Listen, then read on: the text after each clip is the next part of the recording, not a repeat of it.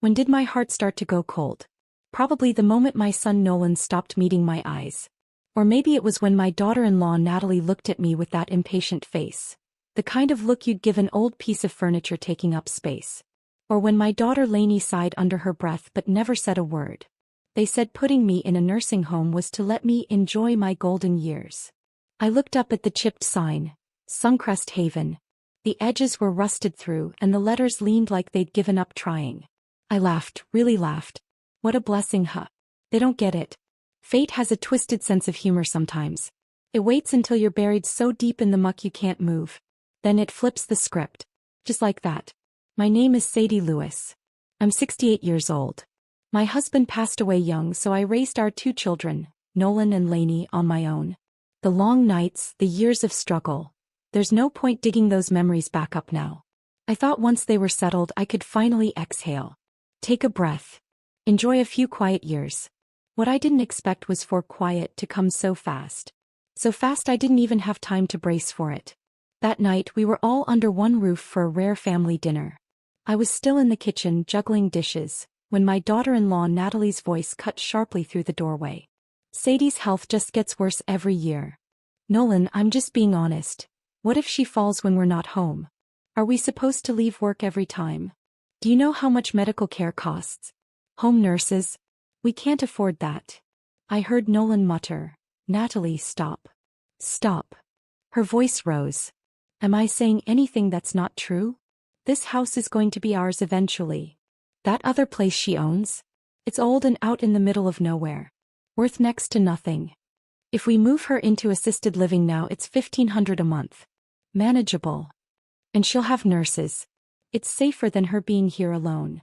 I was holding a pot of soup. My hand jerked. Boiling broth spilled across my skin. But the sting didn't come close to the burn in my chest. Then I heard Lainey. Natalie, maybe Mom doesn't want to go. Doesn't want to? Natalie let out a laugh like someone mocking a child too slow to catch on. She doesn't get a vote. We're doing what's best for her. Unless she's planning to move in with us full-time. Natalie. Nolan tried to interject but his voice trailed off into silence. Natalie pressed again. Nolan, Lainey, tell me I'm wrong. And the room went quiet. That was when I knew. They had all agreed. They just didn't have the guts to say it out loud. I wiped my hands on a towel and carried the dishes to the table one by one. I managed to force a smile. Come on, food's ready. It's getting cold. Natalie looked up at me like I was a coat left behind last season. Mom, she said, since you're here we wanted to talk to you about something. Nolan fidgeted, rubbing his palms together, eyes fixed on anything but me. We were thinking, maybe it's time to look at a care facility. It's decent. Meals are included. There's staff on hand. I cut him off. You mean a nursing home? He hesitated then nodded. Yeah. It's called Suncrest Haven. Not far from here. I've been. It's fine. Fine. I laughed but only in my head. Last month my neighbor Margaret was dumped in that same place by her son. She came back in tears, her face swollen from crying. That wasn't a nursing home. It was a warehouse for the unwanted. For beds crammed into a room. Not enough staff. Bathrooms you wouldn't wish on a stray dog. That was their idea of fine. I looked at the 3 of them. One looked slightly ashamed. One looked annoyed. And one was already calculating the savings. But not one of them. Not one. Looked at me with love. I paid for their homes. Raised their kids. Drained every penny of my savings for their comfort. Now that I was old and of no more use. I had become an inconvenience to be relocated. A problem to be handled. That's when my heart stopped aching. It started hardening. All right, I said softly.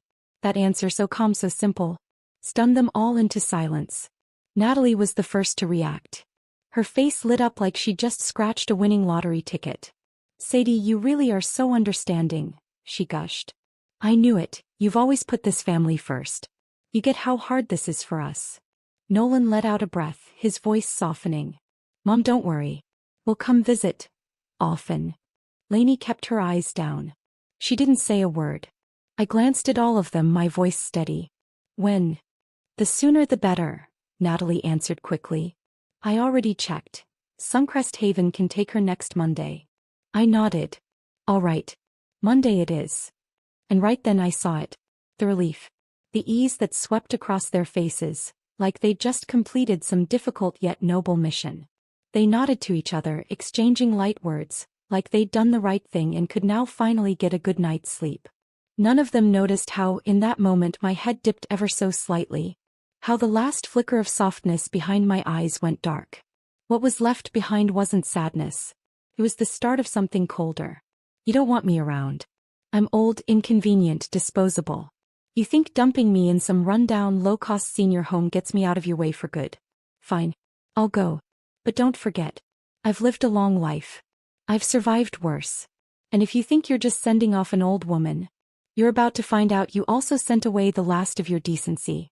This debt is recorded. The Monday morning arrived under a low, gray sky. It hung heavy and dull like it was grieving on my behalf. Even the clouds seemed to shed quiet tears for me. Nolan drove. Natalie sat in the front seat, looking exhausted but oddly light, like a weight had finally been lifted. Lainey was in the back with me, silent, though practically invisible. My suitcase was old, deep green, worn at the edges. Inside were a few changes of clothes and a black and white photo of my husband when he was young. I always kept it close. The car wound through smaller, narrower streets, until it stopped in front of a rusting iron gate.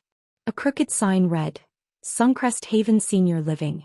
A few residents sat hunched on plastic benches outside. Their eyes were vacant. Their bodies leaned so far forward they looked one breeze away from collapsing. The air was thick with something foul.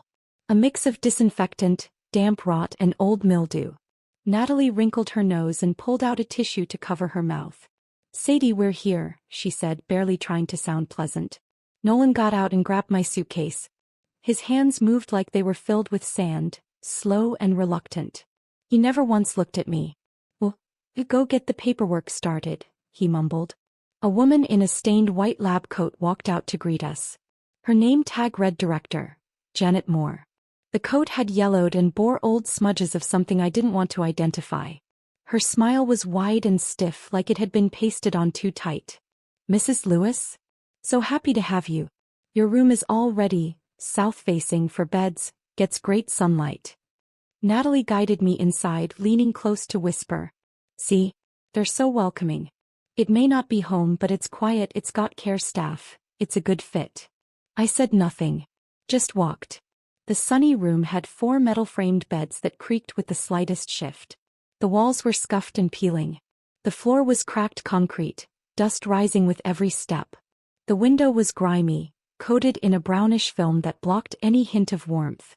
3 people were already in there. One lay unmoving. 2 others sat on the edge of their beds, staring blankly at nothing. The smell hit me immediately. A pungent cocktail of medicine, urine and stale air. Natalie rushed to the window and yanked it open like she needed air, like she needed to escape something. Sadie, take your time getting settled, she said without turning around. Nolan placed my old suitcase at the foot of the empty metal bed in the farthest corner. Mom, we've got some things to handle at work. We'll head out for now. We'll come visit soon. I heard the words. And I smiled, cold and silent just for myself. I looked them straight in the eyes. One by one. Nolan. Natalie. Lainey. Remember this day. I walked through that door on my own. From now on, good or bad, whatever happens, it's no longer your concern. Nolan's face went pale, his lips trembling. Mom, what are you saying? Natalie was quick to grab his arm, her voice dripping with artificially sweet calm. Don't listen to her. Sadie's just not used to it here yet. She'll be fine in a couple days. She flashed a smile at me, plastic and brittle. Rest up, Sadie. We'll be back in a few days. With that, she practically dragged Nolan out the door, never once looking back. Their hurried steps echoed down the hall. Not like they were leaving a loved one behind, but like they were getting rid of something messy. Something inconvenient. Lainey didn't move. She lingered in the doorway, her eyes red. Mom. I waved my hand, my tone flat. Go on, Lainey. Your brother and Natalie, they've got their own pressures. No need for you to feel torn. She opened her mouth like she wanted to say something, but in the end she didn't. She turned and walked away. Her footsteps echoed, fading down the corridor. And then silence. I was alone. Alone with 3 other strangers who said nothing. The room was thick with stillness, like the air itself had turned heavy and stale. No voices. No breeze. Just the smell. A pungent mix of disinfectant, dampness, and something sour and old spinning endlessly in the air. I walked slowly to the empty bed and sat down. The metal frame let out a sharp, protesting creak. Part resistance, part resignation. That's when the tears came. Quiet and uninvited. Not from weakness. Not from shame. But from the weight of everything I had done. Every sacrifice, every sleepless night, every ounce of unconditional love poured into this family. And in the end, they left me in a place they couldn't even stand to breathe in for 5 minutes.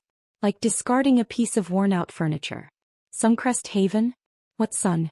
All I saw were peeling walls, yellowed bulbs, and coldness that never let go. As I wiped my tears, the woman in the bed beside me stirred.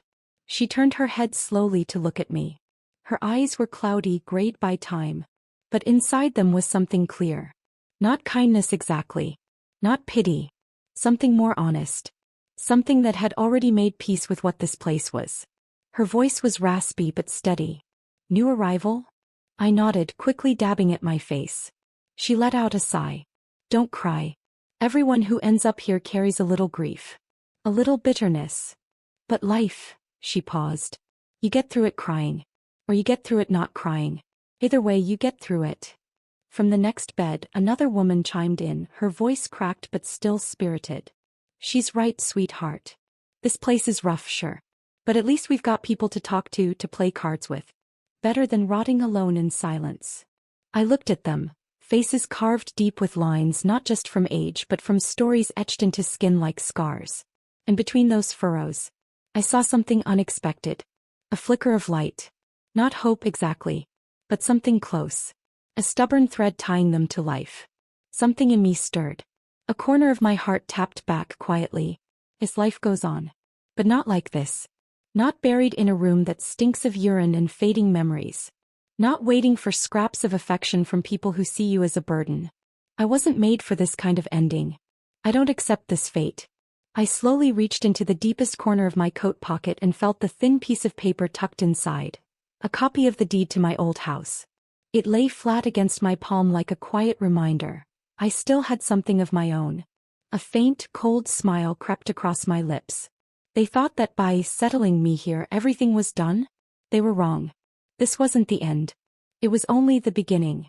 Life at Suncrest Haven was even harder than I imagined. Every meal, calling it pig slop, would have been generous.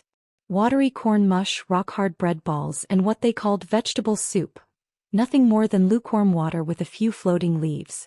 The staff were few and far between. Most of them barely spoke, and when they did, it was in clipped, tired tones. If they managed to get your meds to you on time, you were lucky. As for asking how you were doing, forget it. Most of the people here were like me, talked into it by their kids or with nowhere else to go or just forgotten. The faces in the hallway wore the same look. Blank, brittle, hollow. I cried nearly every day the first week. Lying on that creaky metal bed at night, listening to my roommates coughing and the low moans of others shifting in pain. I hardly slept at all. And Nolan and Natalie? Just as I expected. They called once during the first week. The tone was polite. Mom, are you settling in okay? The food all right? But after that, nothing. Like I'd been snipped out of their lives. Clean and quiet. Only Lainey came by, twice secretly. Her eyes were red both times. She looked like a kid who knew she'd done something wrong. She'd leave a small plastic bag of snacks on my nightstand and push a few crumpled bills into my hand. Mom, I know this is unfair to you. Bro and Natalie, they're out of line. I'm saving up. Once I have enough, I'll get you out of here. I waved her off before she could finish. Your heart's in the right place. That's enough for me. Keep your money. You'll need it more than I do. As for your brother and Natalie, don't waste your breath. They're not worth it. I didn't want her caught in the middle. She had her own burdens. And if I'm honest, her late compassion didn't erase how cold her silence felt when I needed her voice the most. By now, the disappointment I felt wasn't aimed at one or two people. It was aimed at all of them. but I refused to stay buried in it. I wouldn't let it harden around me like cement. As the days passed, I tucked my tears away. In this place, despair is cheap. There's enough of it to go around. But I didn't want to drown my old age in it. I forced myself to eat no matter how tasteless the food. Forced myself to get out of bed, take walks in the courtyard. It wasn't much, just a few cracked pathways lined with overgrown shrubs. One loop took 3 minutes. But I walked it 3 times every day. I started talking to the others. I listened to stories of younger years. Of children who betrayed them. Of words that were never said when they should have been. My roommate, Blanche, had a son who ran a successful chain of restaurants. Married someone famous off TV. And yet, his wife said Blanche smelled old and didn't look good in their house. So they sent her here. He visits once a year. Just for show. And Mr. Hughes, who sleeps 2 beds down. He never married, never had kids. He lives off a barely their pension and the grace of strangers. Everyone here has their own sad chapter. Their own quiet storm. The more I listened, the quieter my heart became. Depending on others? That was a fool's game. You want your children to respect you? To love you? Only if they have the heart for it. And my son and daughter-in-law? Whatever conscience they had was long ago traded in for high-interest credit cards. That afternoon I was doing my usual slow walk around the yard, thoughts heavy but calm, when suddenly Natalie showed up. Dressed like she was headed to a reality show. Sickly sweet perfume clouding the air around her, clutching a flashy fruit basket like it was a photo prop. She said she came to visit. But everything about her screamed inspection. The moment she saw me, she plastered on a sugar-coated smile. "Sadie, how have you been feeling lately?" I looked her in the eye, my voice flat. "Still breathing, thanks to your generosity." Her face twitched. Just for a second. Then the smile snapped back into place. "Oh, come on," she said, stepping closer. "Nolan's been swamped at work, so I thought I'd stop by for both of us." She set the fruit basket down next to me. "Brought you a little something. Don't forget to eat, okay?" I glanced at the basket. 2 waxy apples on top. Beneath that, crumpled paper stuffing. Still the same old Natalie. All surface. No substance. "You didn't come here for this," I said, my tone cool and clipped. "Out with it." She rubbed her hands together and the mask slipped just enough to show the fox beneath. "Sadie, it's like this. You know that old house of yours? The one that's been sitting empty? Well, we were thinking, it's a bit of a waste just leaving it there. So maybe, you could hand over the deed? We'd fix it up a little, nothing major. Then rent it out. And the rent money? We'd send it to you. You could use it for better meals, maybe some extras." He made it sound so thoughtful. Better meals, huh? More like helping pay down their credit cards. I smiled, soft, vacant, almost innocent. "The deed." I blinked. "What deed?" I've got such a bad memory these days. Can't quite recall where I put it. Her face darkened. "Mom, you can't forget something like that. That's the property deed. It's important." She stepped in, voice rising, eyes flashing with just a hint too much desperation. "You must have put it in a drawer or something. Why don't we stop by and look for it together?" She tried to sound helpful, but her eyes already had the gleam of someone planning how to pry open the cabinets. I felt a slow, cold laugh creep through my chest. "You think I'd let you go rummaging through my home while I'm locked away here? Dream on." "No need," I said as casually as if we were talking about the weather. "I've made other plans for that house." Her whole body tensed. "What plans?" I saw it, panic bubbling just beneath her polished surface. I let it linger, then smiled. "I'm selling it." "What?" She nearly jumped out of her skin. "You can't sell it." Her voice cracked into a screech. "That house." She fumbled, words falling apart in her mouth. "That house what?" I asked, voice smooth as ever. "It's mine. My name's still on the deed. I'm not dead yet. And here you are, already planning your inheritance." Natalie's mouth hung open. She had no comeback. Nothing to say. She clearly hadn't adjusted to the new version of me. The woman who no longer played along. "Sadie, you're misunderstanding," she said, switching to a softer tone and flashing a saccharine smile. "We're only thinking of your best interest. You're here all alone. What if something happens and you don't have cash on hand? Give us the house, let us manage it for you. That way, if you're ever in a bind, you'll have a safety net." It sounded lovely. But I knew exactly what she was doing. She wasn't giving me a lifeline. She was trying to block every single one of mine. I'll manage my own safety net, thanks, I said flatly, rising to my feet. I'm going back to my room. I'm tired. I didn't so much as glance at the fruit basket. Take it with you. I'm not short on apples. And with that, I turned and walked away, leaving her standing there with her fake smile and clenched fists. She stomped her foot like a tantrum-prone child, muttering under her breath. But I didn't bother turning around. I walked lighter than I had in weeks. Seeing her flustered, watching her stew in that entitled rage. It was delicious. Natalie, you really thought I was still that soft, pliable woman who'd sit back quietly whenever you said, "Mom, just relax, we've got this"? Please. This house. It's my last weapon. And I'm not playing that card until I'm ready. I'm waiting. For the perfect moment. And when it comes, you, Nolan, will pay for your greed and selfishness. With something far more valuable than property. After that tense little visit, Natalie disappeared for a while. Quiet days. But I knew her. She wouldn't stay still long. She and Nolan had already carved that old house into their future like it was a guaranteed inheritance. No way they'd walk away without a fight. Life went on. Suncrest Haven was still cold. The food was still inedible. But I stopped minding it so much. I filled my days with Blanche, Gerald, and the others, talking playing chess sitting in the sunlight. Still one string inside me stayed taut. As I was waiting for one message. A game changer. About a month later, a man in a tailored suit walked through the front gate of Suncrest Haven. Not the type to be visiting relatives. Hair combed back, shoes polished, a briefcase in hand. He asked for me by name. Director Janet led him straight to my room and knocked politely. "You must be Mrs. Sadie Lewis?" he said with a practiced smile. "I'm Jonathan Parks, Director of Municipal Redevelopment for the City of Pittsburgh." My heart dropped. Then leapt. It was happening. Finally. I tried to keep my voice steady. "Yes, Mr. Parks. What brings you here?" He gave a polite nod.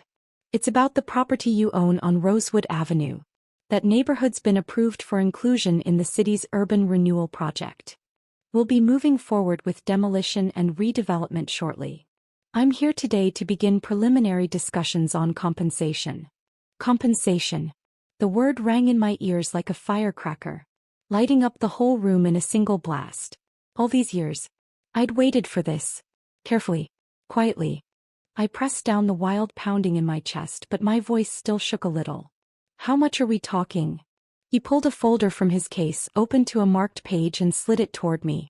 "Based on the property's square footage, location, structural condition, and our current incentive program for early agreement." Then he said the number. I thought I'd misheard. It was nearly double what I expected. So much that I could spend the rest of my life sunbathing on the southern coast of France. And still not run out. My fingers clenched so tight my nails dug into my palms. I was shaking just a little, but I bit down hard and didn't lose control. Jonathan must have noticed the tremor in me because his tone softened. "Mrs. Lewis, no need to rush," he said gently. "This is just the preliminary offer. We'll go through several rounds before finalizing. But the general range shouldn't change too much. If you have any additional concerns or requests, we're open to adjustments." I inhaled slowly, forcing calm into my voice. "Thank you for coming in person. It's just a lot to take in. I'll need some time to think about it." "Of course." He handed me a business card. "My direct line's on there. Call me anytime." After he left, I closed the door behind him, and the moment my hand touched the wood, my composure cracked. I sat down on the edge of the bed, cradling the document in my hands, reading that number over and over. The tears came fast. Not from pain. From release. From disbelief. From joy so sharp it felt like light cracking through years of darkness. This was it. This was mine. I, Sadie Lewis, who had suffered, swallowed her pride, and kept her head down her whole life, was finally standing in the sunlight. This money belonged to me. Not Nolan. Not Natalie.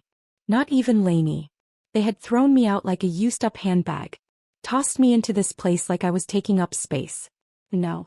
Now they would not see a single cent of it. I was going to live. Really live.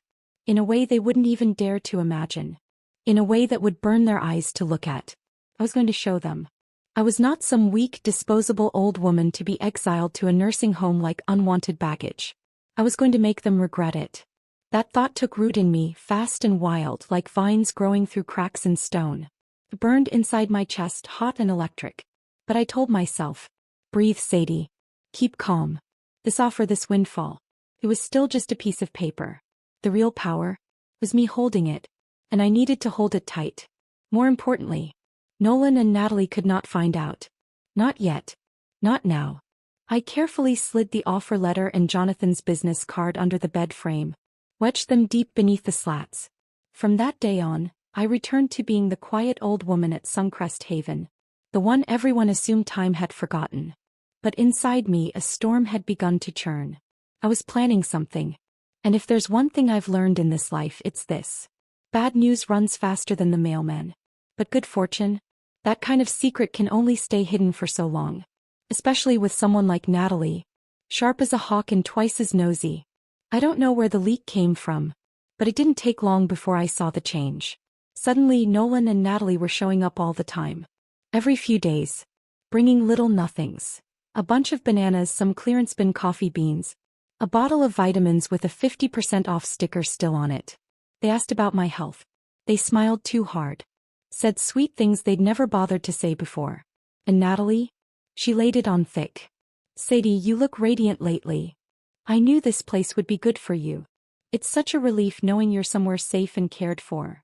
I gave her a blank face but rolled my eyes inside. Relief? You're not relieved I'm cared for. You're relieved because you found out the land your mother-in-law owns is about to print money. I glanced sideways at her and replied coolly. Is that so? I suppose this place is tolerable. Not quite what I'd call comfortable.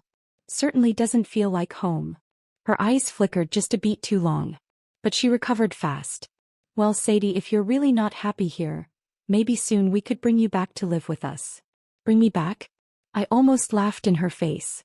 I looked at her squarely. Oh, your little house has space for me now. Natalie's face froze. The smile still clung to her lips, but it was stiff. Plastic flowers had more life. Sadie, you're such a joker, she said with a brittle laugh. But actually, we were just wondering. She leaned in slightly. We heard your old house might be getting torn down soon. There was the fox's tail finally showing. I put on my best wide-eyed expression. Demolished? That's news to me. Who said that? Nolan jumped in quickly. Mom, it's all over town. They're saying that whole neighborhood's getting redeveloped. The payouts aren't small either. Come on, you don't have to keep it from us. I sighed, slow and deliberate, then gave them the face of someone reluctantly letting go of a secret. There's been some talk, I said vaguely. Someone from the city office did come by, but it was all very unclear. Nothing definite. No dates. No figures. Half true, half not. Just enough to stir their hunger and keep them guessing. Natalie sat up straighter, tension tightening her shoulders. Sadie, this is serious, she said, eyes gleaming. You need to be on top of this kind of thing. These big projects, you need someone younger to help navigate it. Just hand over the deed. We'll talk to whoever's in charge, what was his name, and negotiate for the best deal. Oh, she said it like it was a favor. Like they were doing me some grand charitable service. But I knew better. Natalie could run circles around a real estate agent when it came to calculating personal gain. No need, I said calmly. The deed's safe. The house is under my name. I'll handle everything myself. As for Mr. Parks, I'm already in touch. You two have enough on your plates. Focus on that. Nolan tensed. Mom, this stuff's complicated. What if someone tricks you into signing the wrong thing? You could lose everything. We're your family. You think we'd ever hurt you? I looked at him. Cold and even. Hurt me. Every single thing you've done has been a cut. Calculated wound. You didn't throw fists. You made your choices. And each one chipped away at me like I was nothing. My voice didn't rise. Didn't need to. I said no. This is my house. My business. I'll make the calls. If you truly care, stop digging. Let me be. Let me have some peace here. Is that so much to ask? Natalie's face went pale, her breath quickened. She hadn't expected this version of me. The one who didn't flinch at her sweet words or flattery. Her jaw clenched. She opened her mouth, ready to argue. But Nolan tugged at her sleeve, cutting her off with a look. "That's enough," he muttered. He turned to me. "All right, Mom. If that's what you want, we'll back off. Just be careful, okay? If anything comes up, call us." They left, him leading, her following close behind. Neither looked pleased. Both wore that look of unfinished business. I watched their backs as they disappeared down the hallway, and I knew this wasn't over. Next time they'd come back with a different plan. New words, new tricks. They weren't done circling, which meant I needed to move. Fast. I needed to get ahead. Start putting my plan into motion. Right then my phone buzzed. A number I didn't recognize. I hesitated for a few seconds, then answered. "Hello. Hi, is this Sadie Lewis?" The voice was gentle, professional. "This is Mike from Liberty Horizon Travel. I'm a client manager. A few days ago you submitted an inquiry on our website. Something about chartering a private plane for a group trip to Europe?" My chest tightened. It's happening. This was the move I'd been waiting for. The strike that would change everything. I rushed to the window, quickly scanning the hallway. The door was shut. No footsteps. No shadows. Only then did I lower my voice and speak into the phone. "Yes, that was me who submitted the form. Mike, I need to ask. If I wanted to charter an entire plane to take every resident of this nursing home on a trip abroad, what kind of budget are we talking? And would the paperwork be complicated?" My voice was barely above a whisper. But I couldn't stop the faint tremble at the end of the question. On the other end there was a pause. Then Mike adjusted his tone, now more formal, more attentive. "Mrs. Lewis, that's an extraordinary idea." She paused, then added with a warm chuckle. "I've never had a client with your level of vision and generosity. The cost depends on a few factors. Number of passengers, destination, duration, aircraft type, lodging preferences. But we specialize in luxury group travel, and we can absolutely design a fully personalized package for you. As for logistics, yes, there will be details to work through. Health assessments for the elderly guests, visas, group insurance, special accommodations, medical supervision. But don't worry. We'll walk you through every step." My heart was thundering. Charter a plane. To Europe. For every single resident at Suncrest Haven. The idea had been swirling in my head for weeks. A mad, impossible dream I hadn't dared speak aloud. But the moment the words left my lips, it stopped being a fantasy. It became a bullet, fired fast, irreversible. I opened my mouth to ask about timelines, when suddenly, bang, the door slammed open so hard it rattled on its hinges. I jumped. My phone nearly flew from my hand. And there she was. Natalie. Face contorted in fury. Breathing hard. Eyes blazing. In her hand was what looked like my room key card. She was panting, shrill, furious, screaming like a cornered animal. "I knew you were hiding something. I heard everything at the door. Chartering a plane? A European vacation? Have you lost your mind? The demolition money's already come in, hasn't it? Where is it? You think you can keep it all to yourself?" She looked feral, like a lioness backed into a corner, all claws and rage, and absolutely no shame. I stumbled back a step, heart hammering, the phone still clenched in my hand. She eavesdropped. She stole my key card. She broke into my room. My fury surged, but I forced myself to stand tall. I couldn't panic. I wouldn't panic. My voice was ice. "Are you finished?" Natalie froze, caught off guard. She clearly expected a meltdown. Not this. I walked to the nightstand, set my phone inside the drawer, and slowly closed it. Then I turned to her. "You were listening outside my door?" She lifted her chin, unapologetic. "You were sneaking around, making secret calls." "Of course I listened. Don't act like you didn't want to hide this from us. Mom, you can't handle this kind of thing alone. The house, the payout, the contracts. What if you mess something up and lose everything? We're your family. We deserve to know." I let out a dry, bitter laugh. "Now you remember I'm family? When I was old, inconvenient in your way, you didn't seem so concerned." She flinched. Just a flicker. But then she dropped her tone, painting on that syrupy voice again. "Sadie, we were just overwhelmed. We said some things we didn't mean. You can't hold that against us. Don't think the worst of us. This compensation is a big deal, Sadie. You can't handle it all alone. If you trust me, give me the deed and that paperwork. I'll find a lawyer. We can take care of this together. I looked up at her, fully, as if I were studying the face of a stranger. Then I said quietly, "Do you really think I'd hand over the last thing I own?" Natalie's expression twisted in an instant. "Sadie, you're being unreasonable." "I am being reasonable," I cut her off, my tone calm but firm. "Just not the kind of reasonable you and Nolan like to hear." She stood there, trembling, her hands clenching the fruit basket like she wanted to snap the handle off. I sat down again, slipped Mike's business card back into the pages of my book like a bookmark and said, "Stop circling my house like vultures. I've lived 68 years and I didn't survive them all just to give my life away to greed." Natalie's jaw locked, her lips white from tension. Then she snapped. "You don't think we can go to court?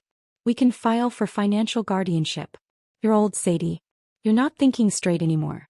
The court won't just sit back and let you blow through that money." That did it. A flame roared to life in my gut. Not fear.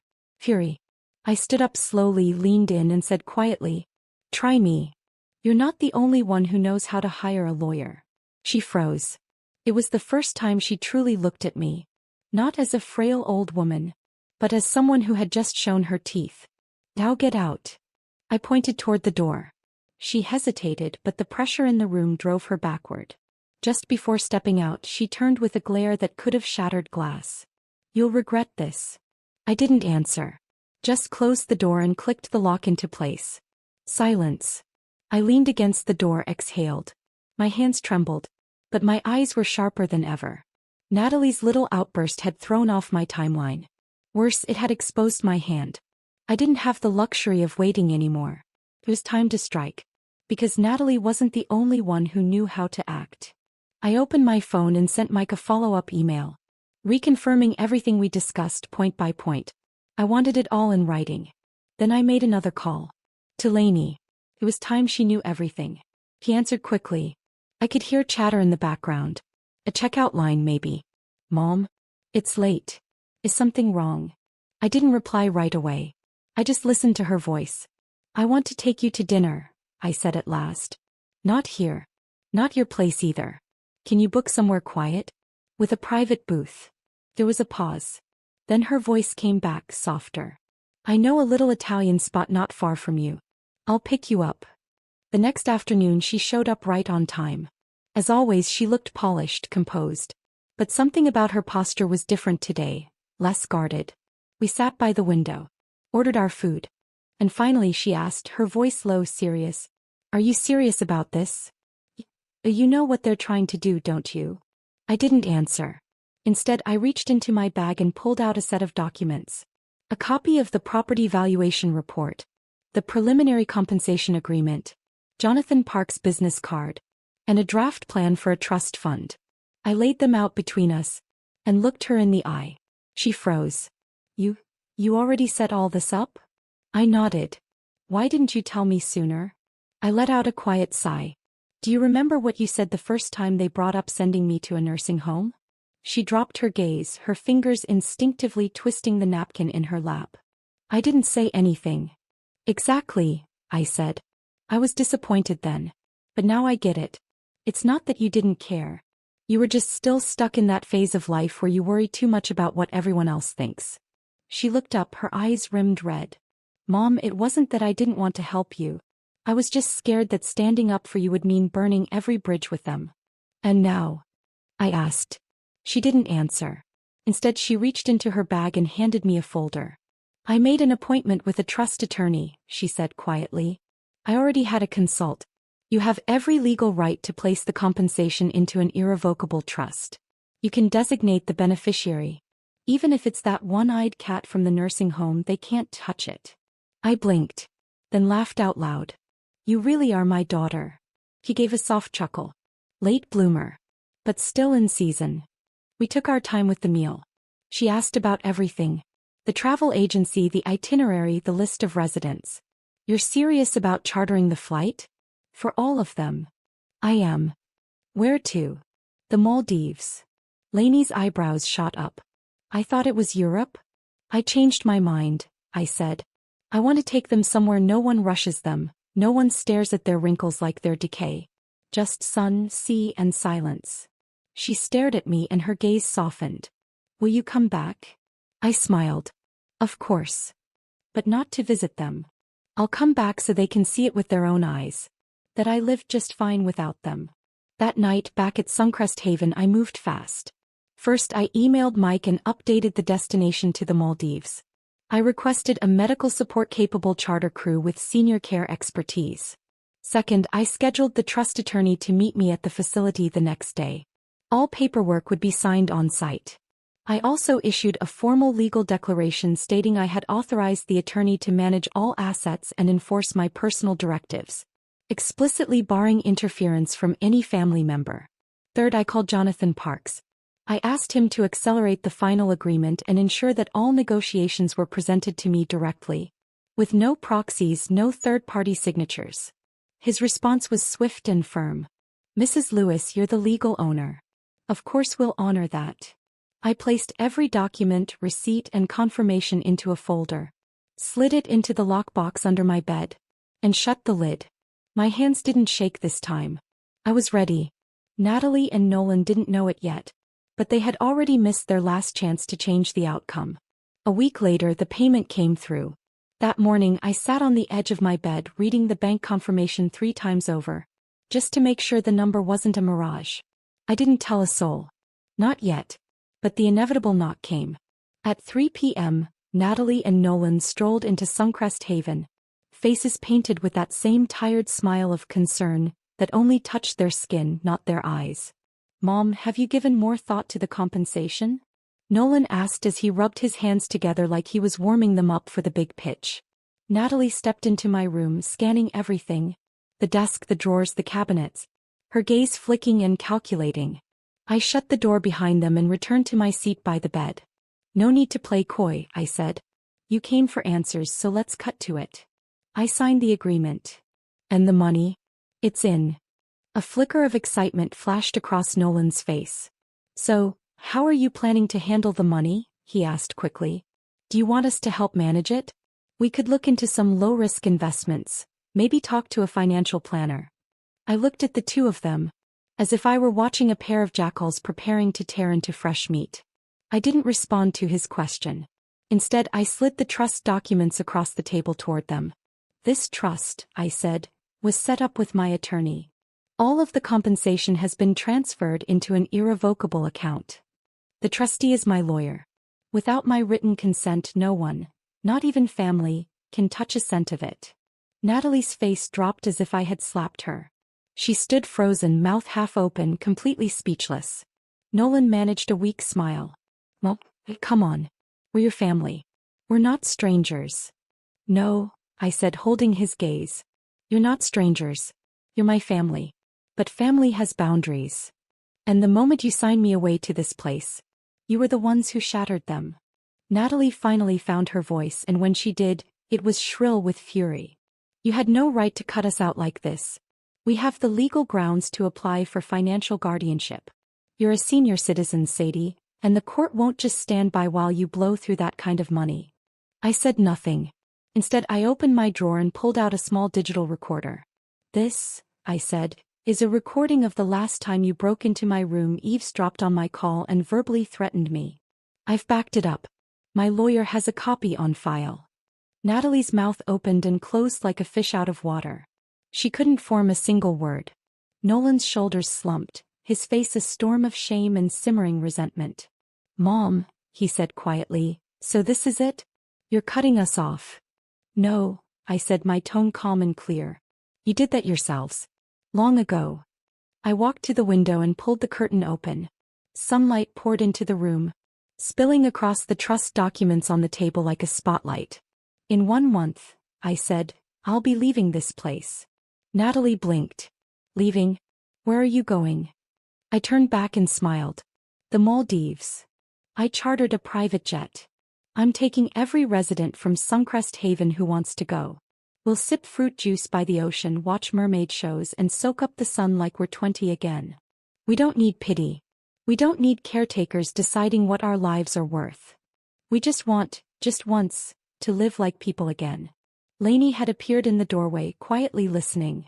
Her eyes glistened, Part awe, part apology. Natalie lost control. You're insane. You're wasting money on a bunch of wrinkled old. Stop talking. Lainey's voice wasn't loud, but it landed like a gavel in a courtroom. The room went silent.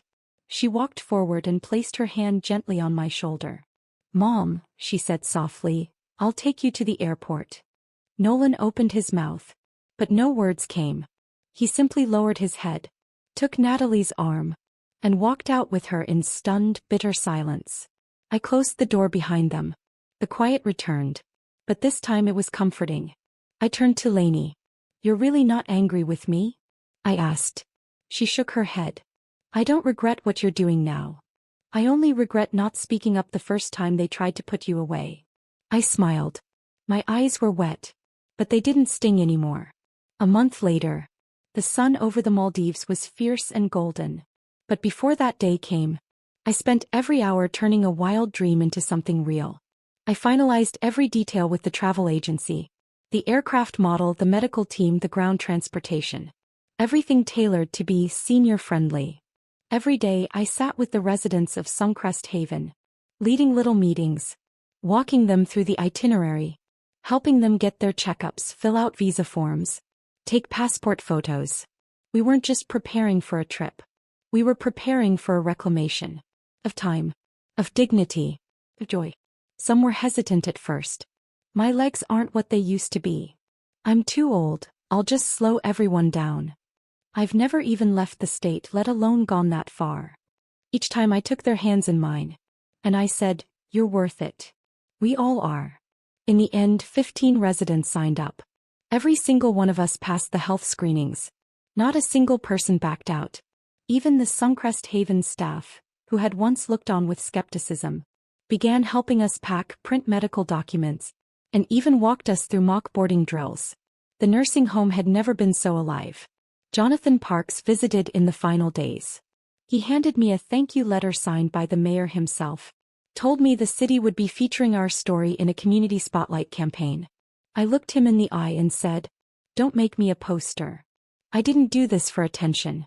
I did this to feel like a human being one last time. On the morning of departure, Lainey pulled up in her car, helping me and 2 residents in wheelchairs arrive first at the airport. We gathered at the gate. Blanche wore a floral dress, wide-brimmed straw hat and a touch of rouge, like she was headed to a pageant. Gerald brought high-powered binoculars. Said he planned to count the waves at sunset in the Maldives. Their laughter sounded like children at recess. When I stepped up the boarding stairs, standing before the aircraft painted with the custom banner, Gracelight Senior's Journey, I didn't look back. Not once. Inside the cabin I sat by the window.